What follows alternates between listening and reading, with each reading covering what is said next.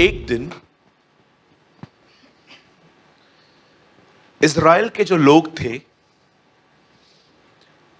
जो कनान में रह रहे थे,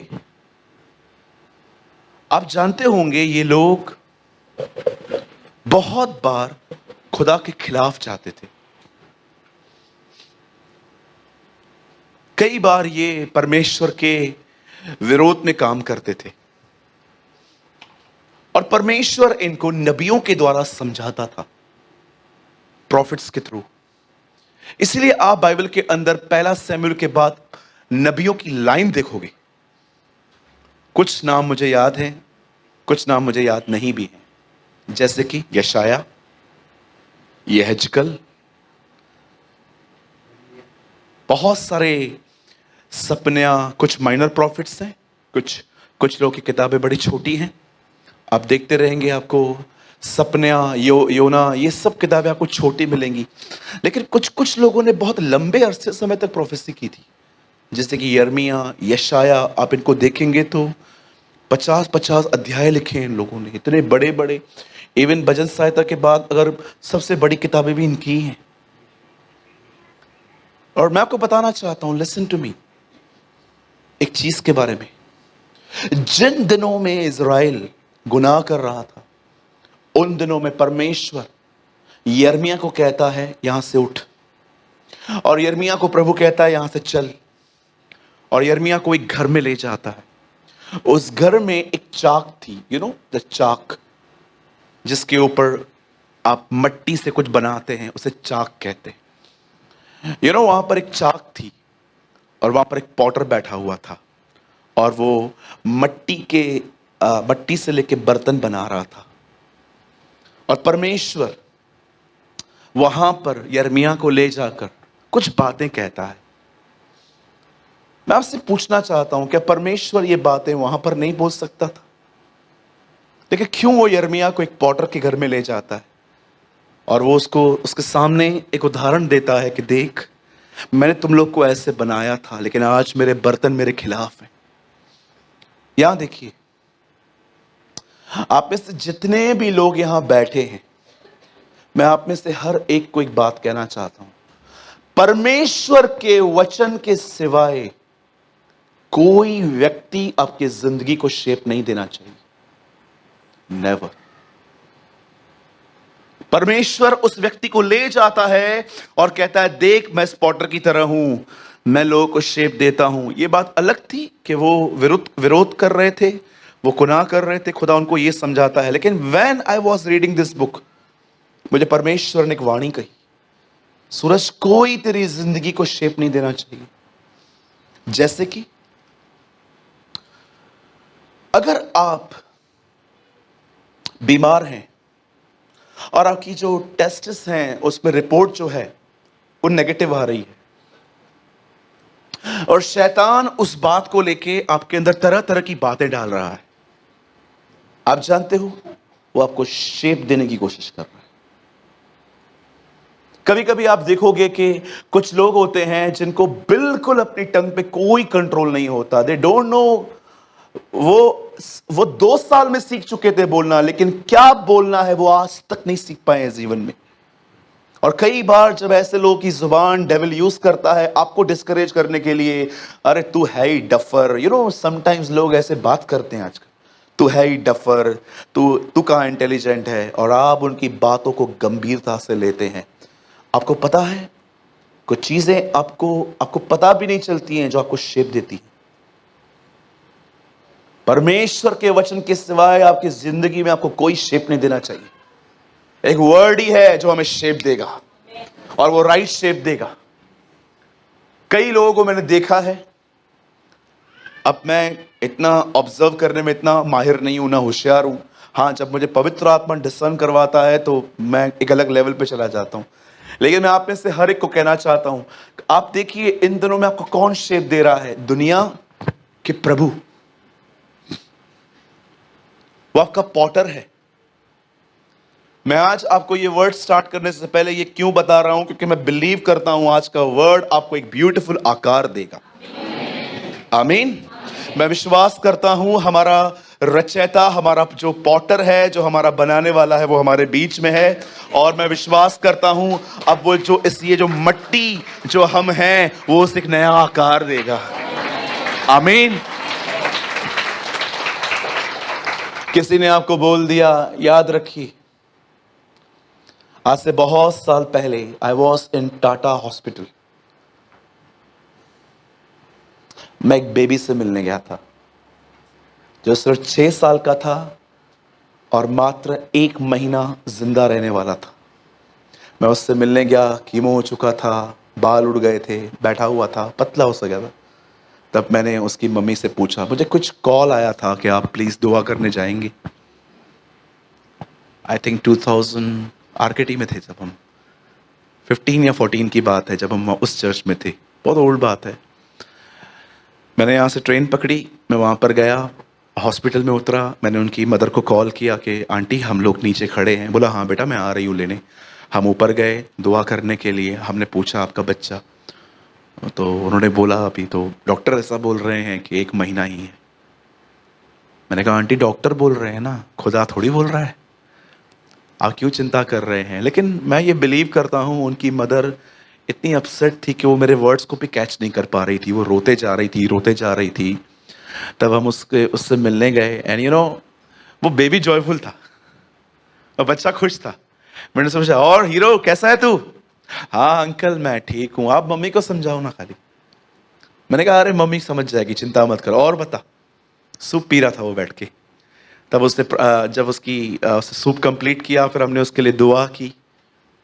अच्छे 7 साल हुए हैं, वो जिंदा है। ये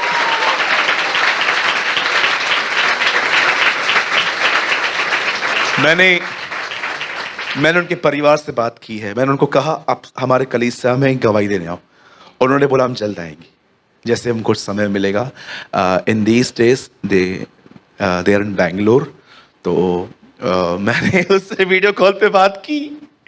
मैंने कहा कैसा है? बोलती है हाँ ठीक है, खुदावन के फजल से वो ठीक है। और मैंने उसको कहा मैं बात कर सकता हूँ? तो उसने बोला हाँ। तो मैंने कहा आंटी आप, मैं वीडियो कॉल कर रहा हूँ। और बीच में भी टच में थे वो लोग, लेकिन लॉकडाउन से मैं सोच रहा था डॉक्टर एक अलग शेप दे रहा था, खुदा ने एक अलग शेप दे दी। मैं आपसे एक बात कहना चाहता हूं, वह आपका रचयिता है, राइट? हमें वो शेप देगा, हमें दुनिया शेप नहीं देगी। दुनिया जो कपड़े ऑफर करेगी हम वो नहीं पहनेंगे, हम वो पहनेंगे जो हमारे खुदा को पसंद है। दुनिया हमें बहुत सारे मेकअप्स ऑफर करेगी, हम वो मेकअप नहीं करेंगे, हम वो करेंगे जो हमारे प्रभु को पसंद है। दुनिया हमें कहेगी तू डफर है, तुझे ये नहीं आता, तुझे वो नहीं आता, और हम उन्हें एक ही बात कहेंगे, मसीह ही हमारी योग्यता है, ओनली जीसस। दुनिया आपको शेप नहीं देनी चाहिए। नो आप मोटे हो, आप इसलिए पतले हो रहे हो क्योंकि आप सबको पसंद आओ। दुनिया आपको शेप नहीं देनी चाहिए। आप पतले हो इसलिए खा रहे हो ताकि आप थोड़े हेल्दी बनो और लोग आपको देखें। दुनिया आपको शेप नहीं देनी चाहिए। इसलिए पॉल कहता है जो करो प्रभु के लिए करो, डू फॉर द लॉर्ड। आमीन। दुनिया आपको शेप नहीं देनी चाहिए। आपको शायद इस चैलेंज के बारे में नहीं पता है, लेकिन मैं आपको बताना चाहता हूं, यह शब्द बहुत कठिन है बोलना, मुझे तेरे वचन के अनुसार हो। जिंदगी दाव पे लगा दी उसने अपनी। सोचो जब ऐसा हमारा समाज क्या बोलता है ऐसी औरतों को जो विदाउट हस्बैंड प्रेग्नेंट हो जाती हैं। ओ इतने गंदे गंदे वर्ड्स, टाइटल्स हैं ऐसी बहनों के लिए। लेकिन आपने सोचा जब एंजल उसे कहता है ए मैरी, खुदावन का फजल तुझ पर हुआ है, परम प्रधान की ताकत तेरे ऊपर वास करेगी और तुझसे एक बेटा पैदा होगा। और सब सुनने के बाद एक मंगनी की हुई औरत लेडी कहती है मुझे तेरे वचन के अनुसार हो। What a word! लोग क्या कहेंगे? Who cares? लोग शेप नहीं देंगे मुझे, लोग मुझे शेप नहीं दे सकते। मेरा शेप मेरा परमेश्वर डिसाइड करेगा, मेरा खुदा डिसाइड करेगा। मुझे तेरे वचन के अनुसार हो। जिसको जो बोलना है बोलने दो। ओ मुझे ये प्रिविलेज मिला है कि मैं उसको कैरी करूं। एक परमेश्वर के दास ने कहा मरियम उसे उठा रही थी जो पूरी दुनिया को उठा के चलता है। मरियम उससे कैरी कर रही थी जो हम सबको कैरी करके चलता है। व्हाट अ प्रिविलेज, मुझे तेरे वचन के अनुसार हो। भले जिसको जो बोलना है सोचना है सोचने दो, मुझे कोई परवाह नहीं है, मुझे तेरे वचन के अनुसार हो। That's God's word will shape you. परमेश्वर का वर्ड आपको आकार देना चाहिए, वो आपके अंदर ऐसी सोच पैदा करना चाहिए, दुनिया नहीं। समटाइम्स आप पता भी नहीं चलता, your life is controlling by others. बहुत बार आपको पता भी नहीं चलता कि आपके घर एक्चुअली कोई और चला रहा है, चला आप रहे हैं, दिमाग किसी और का है। क्यों?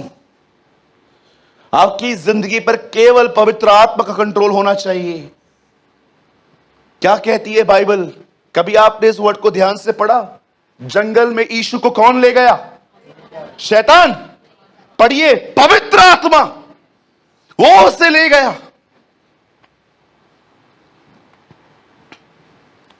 कभी कभी मैंने देखा है बहुतों की जिंदगी कोई और कंट्रोल करता है। याद रखिए, मैं आपके साथ सिर्फ चर्च मैटर्स में बंधा हुआ हूं। आप यहां से जाने के बाद घूमो फिरो कुछ भी करो, मेरी कोई भी आपके कभी भी याद रखना, मेरी तरफ से कोई भी नहीं है। मैं किसी की यहां पर पर्सनल लाइफ को कंट्रोल करने के लिए नहीं हूं। यस, मैं तब चुप नहीं रहता जब कोई चर्च खराब करे, जब कोई स्पॉइल करे चर्च को, कोई लड़का लड़कियों को स्पॉइल करे या कोई लड़की लड़कों को स्पॉइल करे। ओ, मैं बर्दाश्त नहीं करता ये चीजें। जब मैं सुनता हूं गॉसिप्स कि ये बहन किसी के लिए बार बार हर घर में बोल रही है, मैं इमीडिएटली उनको फॉरगिव कर देता हूं, but I never fellowship with them. अगर उन्हें पछतावा हो गया कि हां मैंने गलत किया है, और वो अगर माफी मांग लेते हैं, फिर उनके साथ संगति भी करता हूं। पर अगर कोई ऐसा है जो गुनाह कर रहा है और उसको पछतावा नहीं है, मैं उसको फॉरगिव कर देता हूं, पर मैं कभी उनके साथ संगति नहीं करता। आपको समझना पड़ेगा। इसलिए यीशु ने कहा, यदि तेरा भाई पछताए तो उसे माफ कर। हमें हर हाल में सबको माफ करना है, संगति नहीं, बिल्कुल नहीं। Right? Don't be so emotional. Oh नहीं ब्रदर, जाइए, आप और रगड़े झगड़े पैदा करेंगे, देखना आगे वाले दिनों में। मैंने ऐसे बहुत सारे लोग देखे हैं जिन्हें कोई पछतावा नहीं है, और मैंने उनको ऐसे ही माफ कर दिया, फिर संगति में रखा, उनको एहसास तक नहीं हुआ कि वो गलत है, और मैंने देखा है ये कंटिन्यू करते जाते हैं। इससे अच्छा कुछ लोगों को दूर रखो खुद से, ताकि इन्हें महसूस हो they are doing something wrong. हर नॉनसेंस चर्च में बर्दाश्त नहीं की जाएगी। मैं फिर से कहता हूं, मैं 2 चीजों में बहुत स्ट्रिक्ट हूं, बाकी मुझे कोई प्रॉब्लम नहीं है, और पर्सनल लाइफ के तो बारे में बिल्कुल भी नहीं। क्योंकि देखो, अगर मैंने आपकी पर्सनल लाइफ कंट्रोल करना स्टार्ट की ना, आप मुझसे फेडअप हो जाओगे। अगर आपको मैंने देखा कि आप 1 किलो कांदा लेके जा रहे हो, और मैं आपको बोलूं, सिस्टर आपने कहाँ से लिए? ब्रदर मैंने यहाँ से लिए। ओके, कितने के लिए? 20 रुपए के। एक्चुअली वहां पर 15 रुपए में मिल रहे थे, आपको ये करना चाहिए था, वो करना चाहिए था। अरे तेरा काम क्या है? काय को हर जगह पे घुसता रहता है तू? कुछ लोग है ना, इतने ज्यादा मूर्खताएं करते हैं, किसी के भी घर में चले जाएंगे, कुछ भी बोलते रहेंगे, ऐसे नहीं, ऐसा ऐसा। उन्होंने आपसे पूछा, काय को वकील बन रहे हो आप? Don't control others life please. जब तक कोई सलाह न मांगे तब तक न दो। बस चले गए हम किसके भी पास, और हमने बोलना स्टार्ट किया, ओ ये क्यों है, ओ ये क्यों है, ओ ये क्यों है, घर में ये नहीं, ये नहीं, ये नहीं, ये नहीं, वो नहीं। वो एक ही प्रार्थना करेंगे, ये जाए, इसको फिर दोबारा नहीं बुलाएंगे हम। यस, हाँ, जब मैं देखता हूं चर्च में कोई भाई है जो कुछ ऐसा काम कर रहा है जिससे लोग स्पॉइल हो रहे हैं, खराब हो रहे हैं, या कोई ऐसी बहन है जो ऐसा काम कर रही है जिससे कि कुछ घर चर्च के अंदर कुछ अशुद्धता फैल रही है, मैं वादा करता हूं, मैं सारे काम धंधे छोड़ के आपके पीछे लग जाऊंगा, यीशु मसीह के नाम, आमीन। ये मेरा वादा है आपसे। मैं अपने सारे काम धंधे छोड़ के मैं आपके पीछे लग जाऊंगा और एक एक आपकी इंक्वायरी निकाल दूंगा। और अगर मुझे ये बातें सत्य मिली, आपको मेरे मोबाइल से नंबर से फोन आएगा, बड़े प्यार से मैं आपको कहूंगा मुझे आइए, मुझे आपसे बातें करनी है। और मैं आपको बताना चाहता हूं, आपको रास्ते भर सारे आपके गुनाह याद आ जाएंगे। पता नहीं कौन सा पता चला है इससे। और मैं आपको एक और बात कहना चाहता हूं, बुरा मत मानिएगा, मैं बड़े प्रेम से कहता हूं, मेरा सामना करना आसान नहीं होगा आपके लिए। मैं ना टटोल टटोल के पूछूंगा क्या हुआ, कहां मिला ये आदमी, कैसे किया, नंबर कहां से मिला, ये कहां से मिला। आपको ऐसा लगेगा कि आप क्राइम ब्रांच के ऑफिसर के सामने बैठे हो। ओ, आपको सच कहता हूं, मैंने एक हफ्ता पहले भी एक की क्लास ली है। आई डोंट केयर वो चर्च आए कि नहीं आए, ओ हु केयर्स। नंबर्स बढ़ाने के लिए थोड़ी बैठे हैं यहां पर हम, मसीह की दुल्हन तैयार करनी है। आमीन। सो बी स्ट्रिक्ट। फ्यूचर में आप भी कभी पास्टर बनो भाइयों, दो चीजें कभी बर्दाश्त मत करना, लड़के लड़कियों के अफेयर्स, गॉसिप्स, कभी बर्दाश्त मत करना। ये खत्म कर देंगे चर्च को। बी स्ट्रिक्ट, स्टैंडर्ड मेंटेन करो कलीसिया के अंदर। कोई भी बहन, कोई भी भाई जो आपको यहां वहां की बातें करते ना, इसके व्यक्तिगत जीवन में ये चल रहा है, ये चल रहा है, ये चल रहा है, मैं आपको कहना चाहता हूं, कृपया इन शब्दों को वापरिए। उन्हें कहिए अपना बड़ा मुंह बंद रखो। इंग्लिश में और डिसेंट है, शट योर बिग माउथ।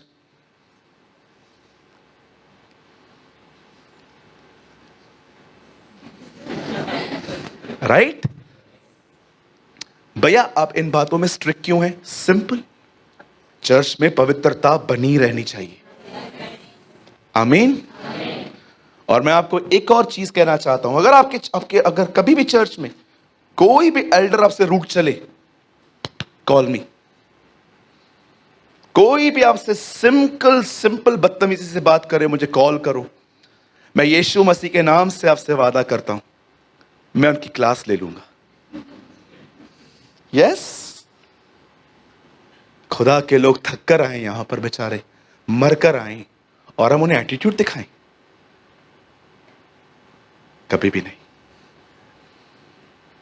अरे जो मेरी हालत होती है ना प्रीचिंग करने के बाद, मैं नीचे उतरता हूं, आपको नहीं पता, अनॉइंटिंग निकलने के बाद एक इंसान थोड़ा को रेस्ट चाहिए।